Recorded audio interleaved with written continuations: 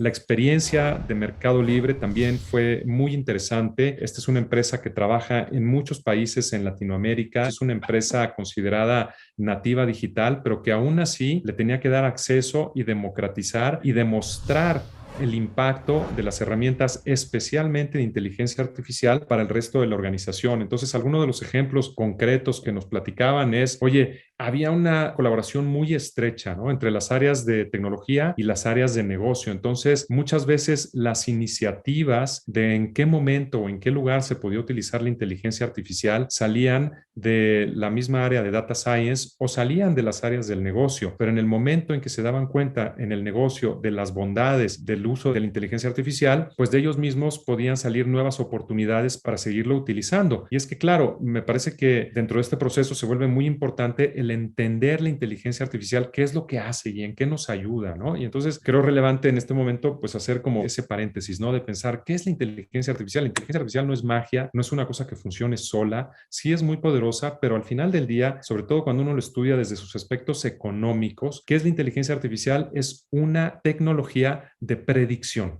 Es una tecnología que nos permite hacer predicciones muy precisas. ¿Predicciones basadas en qué? Basadas en tres elementos. Basadas, en primer lugar, en algoritmos desarrollados desde hace tiempo. Es decir, la inteligencia artificial es algo que como disciplina existe desde hace 60 o 70 años. Personas especializadas en ciencias de la computación ya venían desarrollando algoritmos de inteligencia artificial desde ese momento y sin embargo nunca llegaron a tener el impacto que se esperaba. ¿Por qué? Porque para poder funcionar lo que hacen estos algoritmos es tomar o analizar enormes cantidades de información para poder encontrar patrones que serían imposibles de detectar para las personas. Y entonces, en base a esos patrones que se han encontrado en esos datos históricos, poder hacer predicciones que sean relevantes, especialmente si el contexto en el que son usadas es similar al contexto en el que se generó la información. Y entonces, claro, hace 70 años no se tenían esos niveles de información. Entonces, por muy buenos que fueran los algoritmos, al no tener la cantidad de información necesaria, las predicciones no eran de lo más precisa. Y por otro lado, también hemos avanzado muchísimo en los últimos años en la capacidad de procesamiento de esos datos. Entonces, no es nada más tener los datos, sino poder procesarlos de manera eficiente y rápida. Y eso es lo que hemos experimentado en los últimos años a través de los procesos de digitalización tan profundos y tan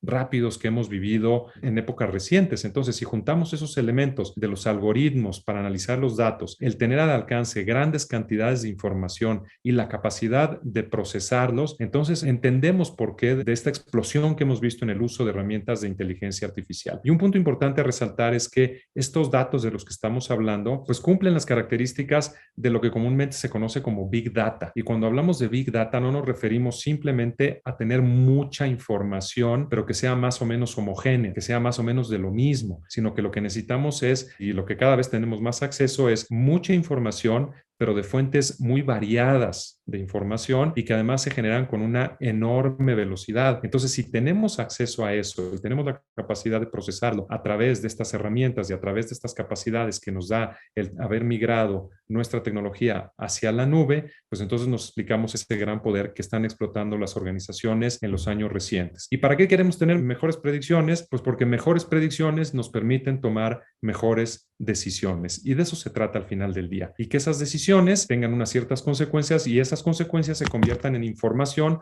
para volver a correr esos algoritmos y hacer que las predicciones sean cada vez más precisas. Entonces, detrás de todo esto que se comenta muy rápidamente, hay una expertise muy grande que hay que ir desarrollando en las organizaciones. Además, la tecnología está avanzando a pasos agigantados. Entonces, fíjense cómo estas empresas, a pesar de ser empresas muy grandes, lo que vieron es que necesitaban hacer sociedad o hacer partnerships o encontrar los proveedores adecuados para estar siempre actualizados en el state of the art de lo que se puede lograr y luego hacer un esfuerzo enorme de darle acceso a la organización, a personas en diferentes sectores, en diferentes áreas de negocio, en diferentes geografías, a esas herramientas y a esos desarrollos con los que se cuenta. De esa manera, poder realmente democratizar el acceso a la información y a las herramientas para poder aprovecharlas cada vez en mayor beneficio para la organización. En ese mismo espíritu, el equipo de Analytics y de Data Science que ya estaba establecido en Mercado Libre, lo que se fijó como objetivo fue el poder ofrecer la predicción que le permitía la inteligencia artificial como un servicio a toda la compañía. Prediction as a Service, democratizando el acceso a la inteligencia artificial de manera, como hemos venido diciendo, que no fuera de uso exclusivo para un grupo centralizado de unos cuantos expertos, sino que estuviera al alcance de cualquier desarrollador dentro de la compañía que quisiera crear soluciones con impacto, ya sea en la eficiencia o en la creación de valor para los clientes y, por supuesto, que se reflejaran al final del día en una mayor rentabilidad. Actualmente en Mercado Libre, aprovechando esto, se aplican tecnologías de machine learning para tomar mejores decisiones en diferentes unidades de negocio. Entonces, como vemos,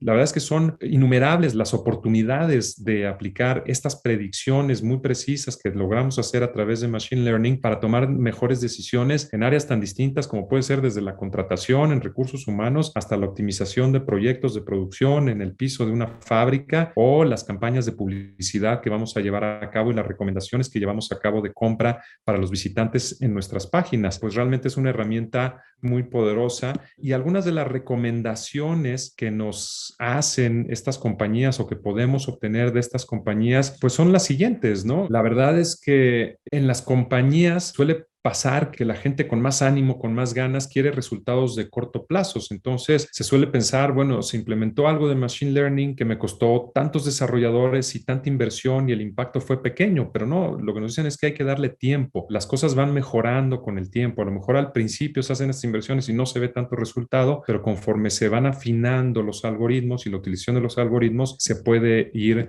mejorando.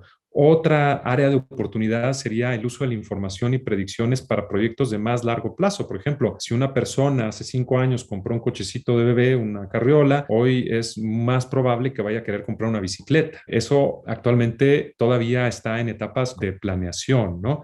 Por otro lado, también algo importante es que cualquier compañía debe considerar la importancia de enfocar la tecnología a resolver problemas de negocio. La tecnología no es valiosa en sí misma, es valiosa en la medida en que crea valor, en la medida en que nos ayuda a solucionar problemas, en la medida que está relacionada con aspectos, como decimos, de negocio y sobre todo diseñar un proceso de priorización que permita enfocar los esfuerzos de tantas cosas que se pueden hacer en encontrar cuáles son las soluciones de mayor impacto con el menor costo posible. A veces es muy fácil dejarse llevar por el atractivo de lo novedoso de estas tecnologías sin detenernos a pensar que no siempre ni son todos los problemas que se pueden resolver con inteligencia artificial, ¿no? Entonces, aunque la estrategia de descentralización que se siguió en Mercado Libre, por ejemplo, ha dado importantes frutos, pues no hay que olvidar que también plantea algunos riesgos y problemas, ¿no? Si bien hace varios años el área de data era esa área de BI que era un cuello de botella con una estrategia de datos centralizada 100%, Mercado Libre decidió ir por un esquema de descentralización absoluta que hemos venido describiendo en esta charla. El mensaje era claro y era contundente, ¿no? Decían, queremos que todo el mundo acceda a los datos, queremos que haya analistas de datos en toda la compañía. Y ese extremo de descentralización generó desafíos y problemas que tuvieron que ir solucionando sobre la marcha. Entonces, la recomendación sería ir descentralizando de una manera controlada, de manera que estos procesos de cambio se vayan dando en el tiempo y que sean de una manera ordenada, ¿no? Entonces, estos procesos de cambio de alto impacto, pero con un tiempo largo de despliegue, deben de tener el soporte y deben de tener el apoyo de algún directivo al nivel más alto de la compañía, como decíamos, desde la dirección general, ¿no? En el caso de Mercado Libre, pues este apoyo venía desde el director general y el director de tecnología, por supuesto, y el director de finanzas. Todos estaban convencidos de la necesidad y de las bondades de llevar a cabo estas inversiones. IPADE. The World Calls.